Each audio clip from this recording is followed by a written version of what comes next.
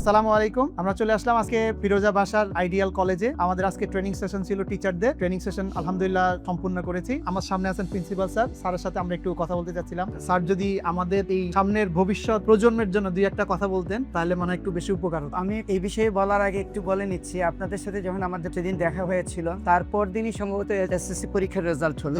আলহামদুলিল্লাহ সেই রেজাল্টে আমাদের 233 জন পরীক্ষা দিয়েছিল, শতভাগ পাস, অর্থাৎ 233 জনই পাস করেছে আলহামদুলিল্লাহ আলহামদুলিল্লাহ। এবং আল্লাহ পাকের অশেষ মেহেরবানিতে মোহাম্মদপুর থানায় এবার আমাদের অবস্থান দ্বিতীয়। ভবিষ্যতে যেন আমরা এই অবস্থানকে আরো উন্নীত করতে পারি, সেই জন্য যোগোপযোগী যে শিক্ষা, সেই শিক্ষাদান যাতে দিতে পারি, সেই জন্য আমরা আল্লাহ পাকের মেহেরবানিতে স্মার্ট বোর্ডের আয়োজন করেছি। এই পর্যায়ে আমরা 3টে স্মার্ট বোর্ড এনেছি এবং আশা করি ইনশাল্লাহ অদূর ভবিষ্যতে আগামী ডিসেম্বর জানুয়ারির মধ্যে ইনশাল্লাহ আমরা প্রতিটা সায়েন্সের ক্লাসরুমে আশা করি একটি করে স্মার্ট বোর্ড আমরা প্রোভাইড করতে পারবো। ইনশাআল্লাহ। ধন্যবাদ স্যারকে।